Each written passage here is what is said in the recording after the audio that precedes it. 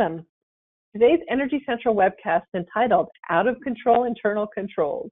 Our keynote speaker today is Scott Crow, Senior Business Systems Strategist with Energy and Utilities at AssurX.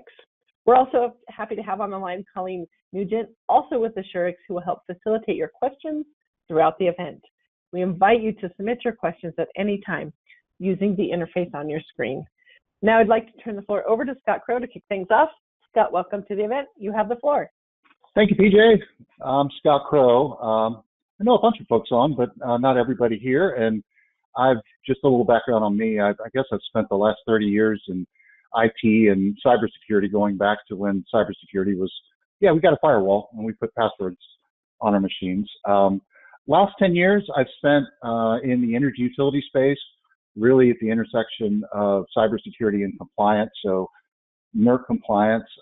In that time, I've worked with over 50 entities out there to help support their cybersecurity and compliance programs. I honestly, I don't know that I'm an expert in anything, but I love preparing presentations for things like this. And like most of the folks on the call, you probably know enough to be dangerous about internal controls and having those conversations. But what I've done here in the last 3 months is I have gone and talked with folks in my network, customers, colleagues. I've been to, I think, all of the regional compliance workshops here, in the last 6 weeks, and really have talked to auditors and anybody that wants to talk about things like internal controls, and have put together this presentation based on that.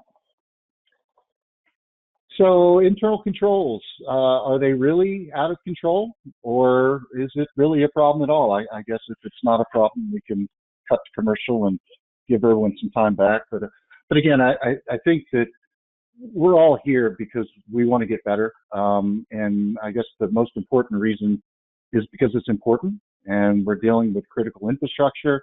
A quote that I heard a few weeks ago is, out of the 16 critical infrastructure categories, none of them work without power.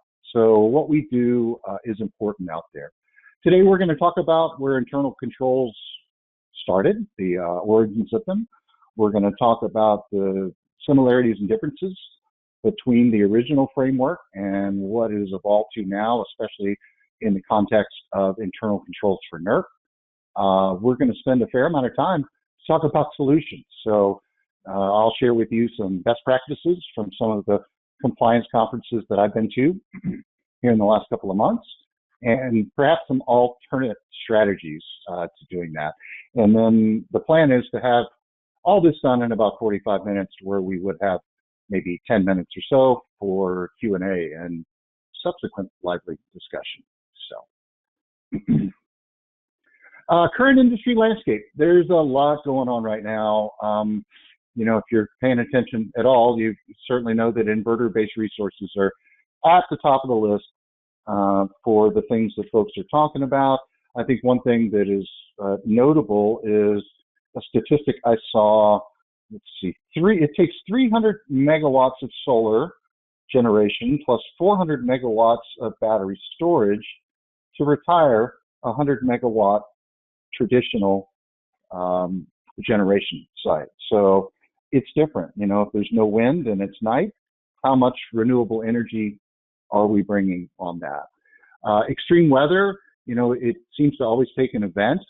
So the ERCOT scare from a few years ago led to FERC 896.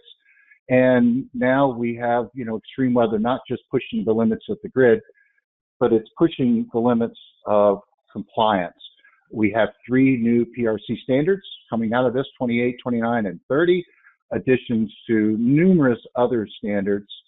BCSI in the cloud has been a really hot topic. You can actually have people from the same organization sitting next to each other in these compliance conferences that have completely polar opposite views on whether you should take a look at that or not. But there are entities out there, some big ones that you've heard about, that are already doing this. And I have seen all sorts of opinions on this one. AI and the possibilities there, lots of potential rewards, but boy, there sure are lots of risks associated with that. One thing that I've noticed is it seems like audits, at least from the sample size that I have, are all over the place, meaning it's not the traditional standards that you're being asked about. It's ones you may not have been asked about before. There are lots of new auditors and lots of new people in place on those. The most violated NERC standards on the SIP side still are SIP 7 and SIP 10. So that's your patch management, 35-day challenge, and the change management piece to document that you did everything that you're supposed to do to validate software integrity and to match your hash values and to get these things installed and to track all the software changes. On the O&P side, we have a new front runner on findings, and it's the FAC 08. So it's facility ratings, followed closely by the traditional PRC 5 and the misoperations piece. But lastly, there's still a lot of talk and a lot of focus on risk-based approach to audits, which lead us to internal controls. All right, I'm going to read you a sentence, and you can tell me if this is true or not. Not all of your internal controls are in your internal controls, but all of your internal controls are part of your internal controls. I'll give you a minute to think about that one. But are they out of control? You know, if you look it up, there's so many derivations of where we've gone with the COSO framework. You know, this is exactly what Google showed. What are the 3 internal controls? What are the 5 major components? How about the 4 pillars or the 7 internal controls for the 4 pillars? But it doesn't seem to be a unified way of doing all of these things. Now let's go back to the statement that I made. You know, one thing that I learned when I sat through the NERC standards drafting team meetings for SIP 13 was definitions are very important. I remember talking about the definition of the word vendor at a supply chain meeting where we actually couldn't come to consensus because of all the exceptions out there. The first thing we did, though, was go to the NIST glossary of terms. And boy, this is general, an overarching mechanism that an enterprise uses to achieve and monitor enterprise objectives. Okay, that's not super helpful, but let's go to the NERC definitions then. And I do remember reading internal controls in all caps, and this is where I saw it. So there are actually conflicting slides here, and NERC makes this really tough for us. They make it so tough, I can't even put an image on this slide. But the internal controls process on the left out of the ERO Enterprise Evaluation Guide from 2014 uses multiple examples of internal controls capitalized, meaning a NERC-defined term. On the right, though, they've brought it back to small, non-caps letters, internal controls. But so if you take my statement again, not all of your internal controls are in your internal controls, but all of your internal controls are part of your internal controls.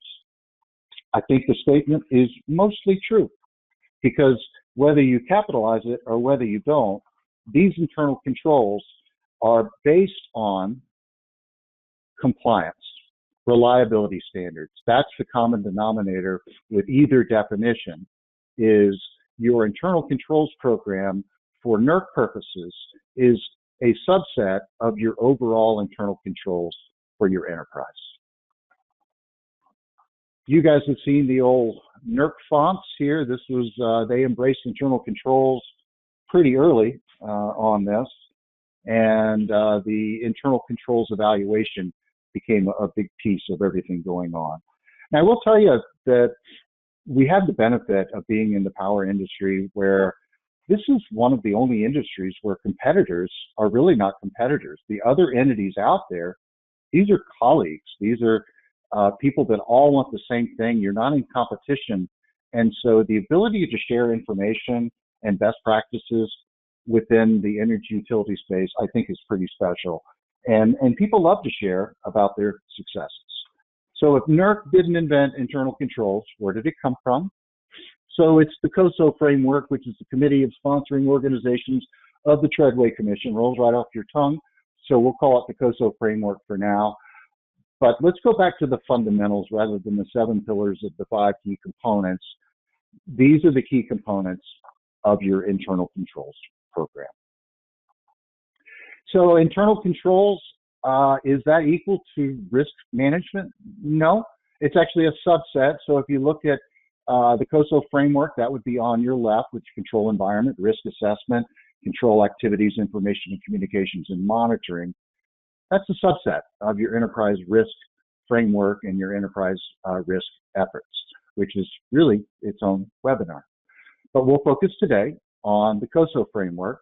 And so the first key component is control environment, which really means your culture of compliance.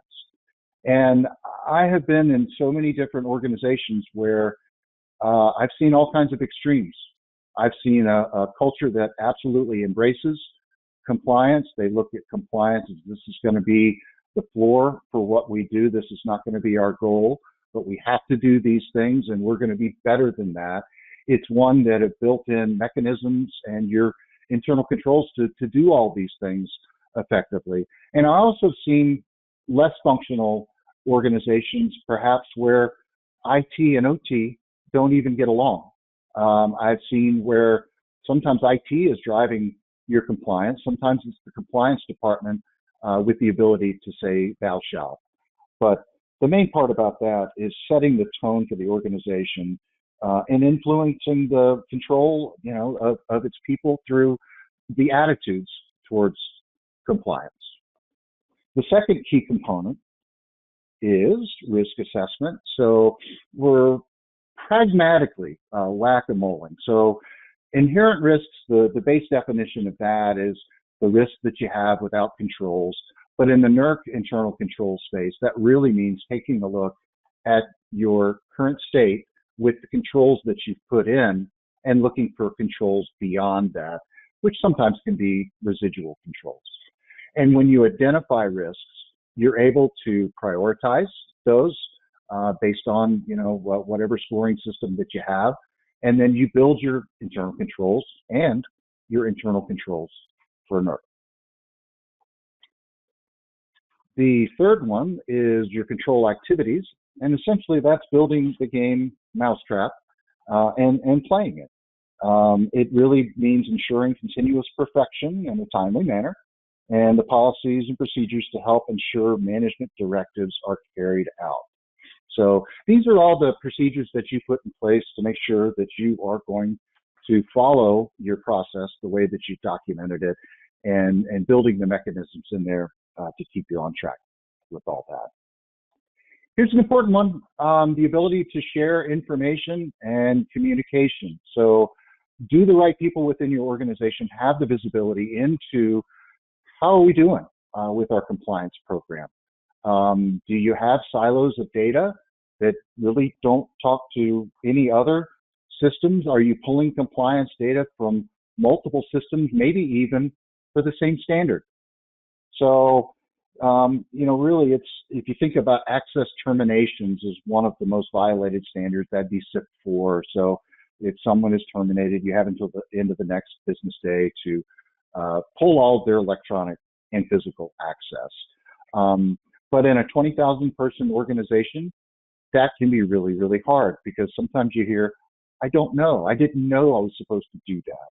So have you built controls in to make sure that if someone leaves the organization, that you're able to eliminate those access permissions for both electronic and your physical status?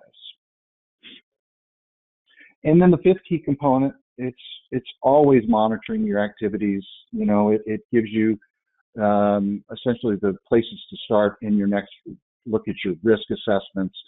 Where do we improve? You can look at incidents and near misses and findings and all of these kinds of things. But monitoring really means never assuming perfection. So the processes that assess the quality of your internal controls performance over time is what we're going for here. So that's the COSO framework. A little different than the NERC internal controls in the way that folks think about it in the energy utility space, but there are definitely some similarities. So it's a risk-focused approach. Both emphasize risk assessments as the core component or a core component, prioritize identifying and mitigating risks that impact organizational objectives.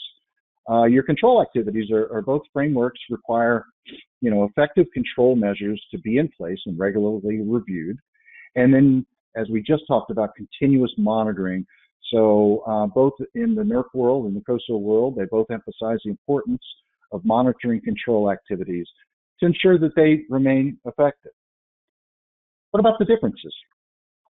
Lots of differences. COSO framework was developed really out of the accounting scandals of the 80s, and it really is designed for more general organizational governance, where NERC internal controls are more specific, not just to the energy sector, but also focusing on the compliance and reliability standards.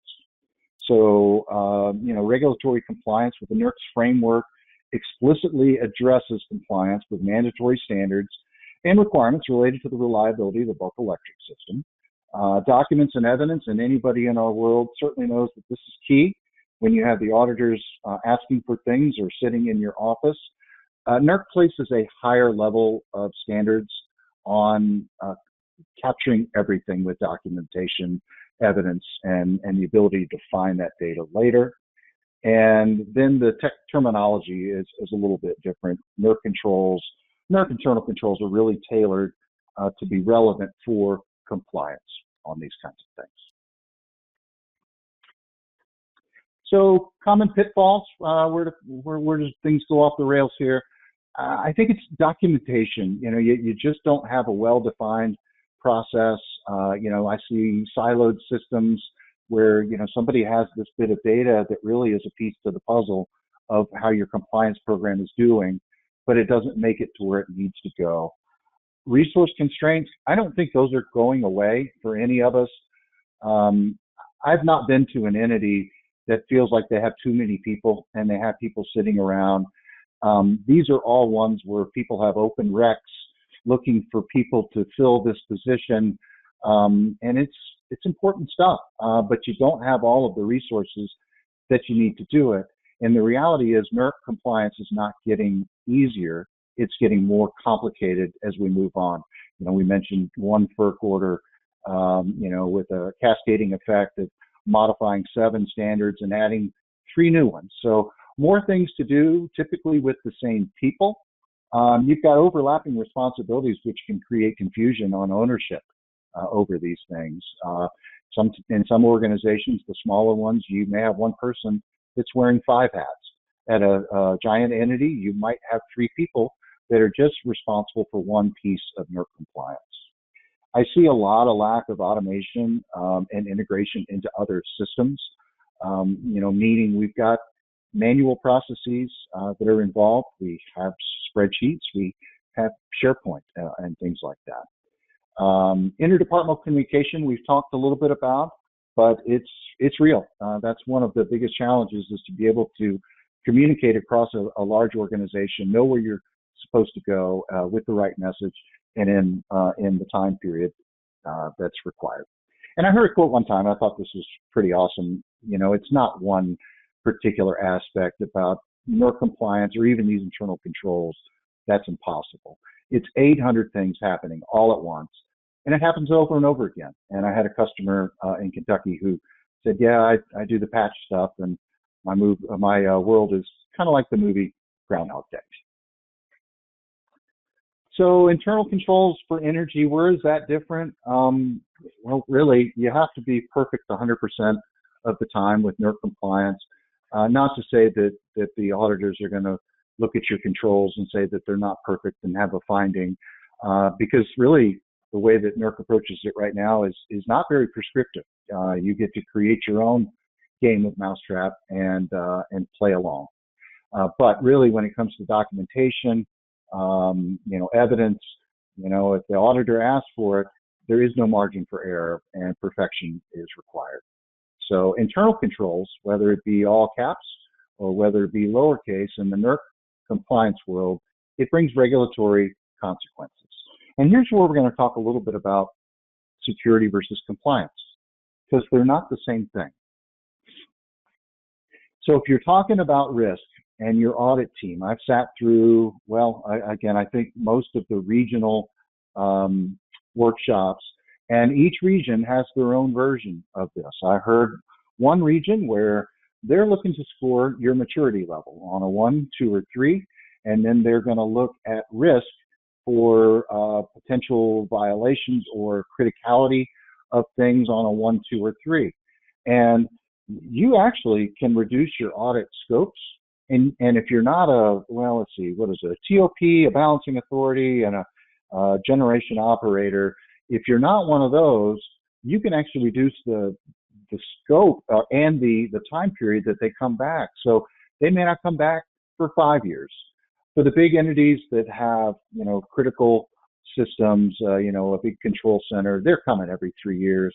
But you can change the way that these things are looked at based on your controls. So let's talk about solutions. I sat through, I think this was at WEC, but it was pretty awesome. We had an entity walk through the way that they build these controls. And so if you take the 5 key factors of internal controls, and you build one around each of these. So preventative controls, detective controls, corrective controls. And here's the full definition, and I'll even add an extra one in there because this is important too. What's one of your key internal controls? You need to know those, define those, and treat those a little differently. But let's take a look at each one of these 3. So preventive controls act as the first line of defense to stop the problem from happening. It really is making it easy through documentation on how you're going to do it. And the way this entity walked us through it was they built templates for everything. And not just templates, but they had training documents on how to build your internal controls. And they would highlight important elements and even putting little red boxes for the SMEs to go, this is important. So what they've done is they've built controls around building their internal controls, which I thought was pretty awesome. So detective controls, those are going to monitor those controls. And, you can do that through internal audits, self-assessments. And, you've heard this a lot recently, fail fast, which is, I think, kind of an interesting concept. But so the purpose of detective controls is they're designed to identify and detect errors, irregularities, or unauthorized actions that have already occurred. So they provide evidence of the occurrence and help organizations understand the nature of those issues. So this is pointing out where we have opportunities for improvement. And then corrective controls really are looking where you have that inherent risk and building additional controls or modifying your existing controls to meet those. Really, where is it at its highest level for effects on reliability, security, and compliance? You want to prioritize these things in the way that you build these corrective controls. But that's the name of the game. Conventional idea number 2, I heard a different entity that really focused on removing any of these manual processes. If you're cutting and pasting things, eventually you're going to make a mistake. And I do find it amusing that, there is no automated way to feed things like ERTs to the NERC system. So if you're building your ERTs, they've asked for all these things, and you're cutting and pasting because that's the only way that you know how to do it. But if you're automating chaos and managing the unmanageable, that's we can use things like tools that are out there. What's the industry doing? And that I think is a lot of fun when you go to these conferences. And because again, we're not competitors, we're collaborators who want a safe, reliable, resilient energy grid. You can find out what is the industry doing. Peer sharing is awesome. Case studies are awesome on these things. And leverage technology that's out there. What tools are out there? Are there ways maybe to standardize on less tools in an organization? But a big piece is integration. Pulling all that data back, and do you have that single pane of glass? Do you have that dashboard to help you predict where the next potential failure is going to be? AI in compliance is a hot topic. Boy, there are lots of pitfalls there. And if you haven't started working on your internal controls for BCSI data, it's probably a good idea because that's coming. That's a topic that's coming to a conference room near you. Hey, So Scott. eliminate this. Yes. Hi, it's Colleen. Hey, everyone. A question came in. I thought maybe it's a good time to answer it while you're Cool. kind of on topic. Okay, you mentioned NERC controls and NERC compliance. Our organization has 100 other regulatory obligations. How do we incorporate all of the others without overlap in responsibilities? Well, I think you really have to silo each of those compliance requirements. We do have customers. We had a recent one that talked about managing 27 different compliance requirements, all within the same system. I think that you're going to want to look for ways to not just collect evidence and tag it to the right standard, but the hardest part about all that's going to be able to find it later with these things. So if you want to jot me a note, we can certainly share with you how some other customers are doing that. I'll have my contact information at the end on all this. But yeah, Colin, keep the questions coming if we get them during our meeting. Great, thanks, Scott. Yeah. So connect those silos of data, I think, is the whole point of this, to give yourself a way to holistically look at your compliance program. All right, so those are the conventional ideas that we see, when people are walking through internal controls at the conferences. Here's one that I heard that I didn't expect. Had lunch with a friend. He's been a customer for a long time, and when the auditors come in on Monday, it may be Orange Day, and so from the the head attorney that leads their NERC compliance group, all the way down to the SMEs, everybody is wearing orange, and the next day it goes green. And his take on it is, this is a bear, it's a burden, but we've decided to have fun with it, and so change the game. And that goes back to the control environment, your culture. And I guess think about where you are on that scale. Are you having fun with this stuff, or do you dread every minute of this? And maybe a paradigm shift on some of these things, but shoot to standardize on that gold standard. Be eager and not nervous about an audit. The outreach programs within the EROs, they love to talk about what you're building, and they're willing to help, to talk through how to build that better mousetrap. I think with compliance, we have a kind of a finite goal where you have to be perfect. But that's, in security, that's a never-ending journey as you're separating compliance from security. And don't forget that leaders in this can be anyone on the team that can bring a different attitude on this. And again, so if you can think of a way to have fun with this, I'd recommend it.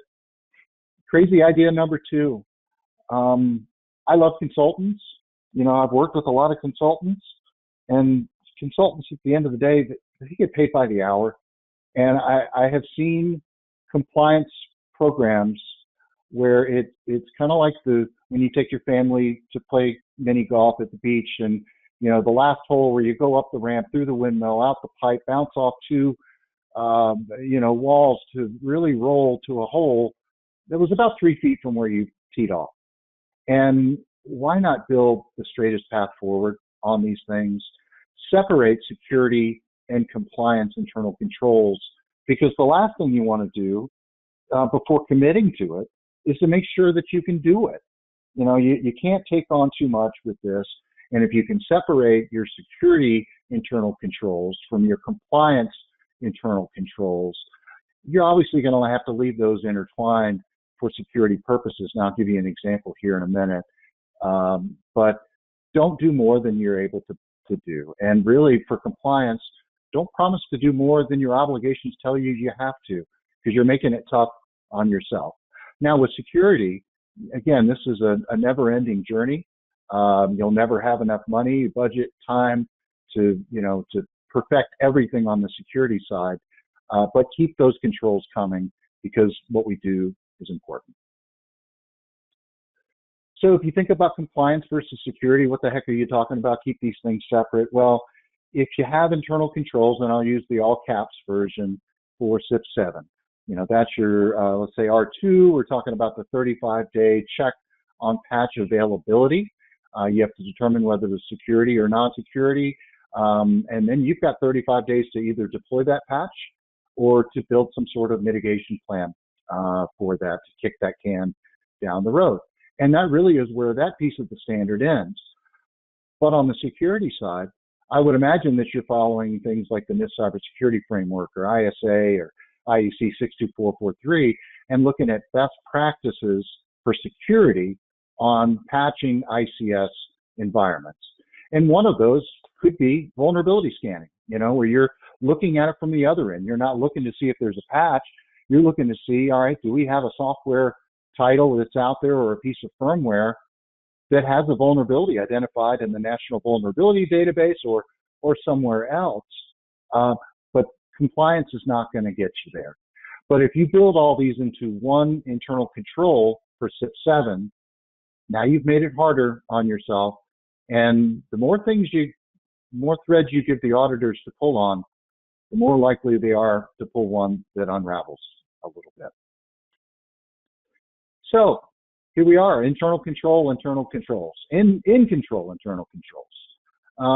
Build your internal controls where you can give one-word answers to audit questions. They're tough, when they ask the question and you just sit there with yes. When they're looking at you, they're looking for you to say some things. But having great internal controls gives you the confidence that your one-word answers will suffice. And then I'll encourage you to embrace the mission and have fun with this.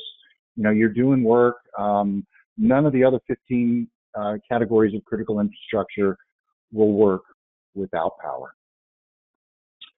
And here we are with some Q&A. Colleen, do we have anything from folks that are out there? I don't see any other questions coming in at this Okay. point. Well, good. Well, we'll definitely give you some time back on this, and I appreciate everyone's time to be on here. And there's my contact information. If you disagree with anything that I've said here, write me. Or if you want to talk about this more, or perhaps I can connect you with some folks in the industry that I've had these conversations with, because again, this is all us working together for a more reliable and secure grid. Okay, Thank you, PJ. Hold on. Oh. I think there's a question coming.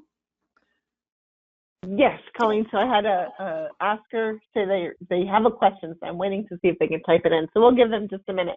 But in the meantime, we do want to let the audience know, when we log off here in just a few minutes, we'll send out a little survey. You can give us your feedback so we can make sure that we scoot that over to Scott and the team. And also what Scott mentioned, if you have some comments or what is your take, we'd love to hear that too. So let's give the chat just another minute or so, Colleen and Scott, and see if folks are able to enter their question. We do have a couple of notes from the listeners thanking you, Scott, for giving your presentation, and I do agree it definitely has been a good one.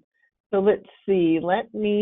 Colleen, I think I'm scooting one over to you now. So hang on just a second, and it looks like there might be a couple more coming in. So here, Colleen, here comes one of the first ones. Okay. Let's see. Has anyone had to answer an internals controls questionnaire assessment from their regional entity for an audit? Well, I don't know that I'm going to be able to be the one to answer that, but I tell you what, I'm happy to ask my peers if we could get who that was. I'm happy to circle back. I'm not familiar with what kind of questionnaires would go out around these things. Okay. I'll see if we get any clarification. While we're waiting, here is regarding SIP 07 example, would you recommend two different sets of controls? Yeah. Now, again, you're going to want to work with your outreach folks to make sure that you and your ERO are on the same page. But when you tie all the additional best practices of security, of patching, especially in OT environments, if you build those all into the same controls that you have for compliance, I think you've raised the bar to where you're going to have to do, a 19-foot, 8-inch pole vault exercise every time you go through one of these. So that's my take on it, and that's what I've heard from folks out there. Now, there are entities that intertwine these things, and there are entities that keep them separate. I will say that. So Scott, for the thank you for that. The somebody chimed in to say Tri-State is an organization that has had internal controls questionnaire assessment for the regional entity audits. So and I could probably point you to the right folks there. So if anybody wants to check in with me, I'm happy to connect you with the folks at Tri-State, and assuming they will be open to a conversation. All right, I think that's what we that's what we have. That's it. Well, I try not to make these technical talks too long, and so you know, kind of high level and get a lot of content out there. And again, if you have questions or you have thoughts or comments, feel free to reach out. Thank you, Scott, and thank you, Colleen. That was great, even though we had just a few questions there on the floor this time. But again, to remind the audience, if you can take a few minutes to fill out that feedback survey, we'd love to hear what you have to say. We really do appreciate you coming to an Energy Central webinar. And Scott, thank you so much for your presentation. This was fantastic. Thank you for the audience as well. And this does conclude today's presentation. Have a great day, everybody.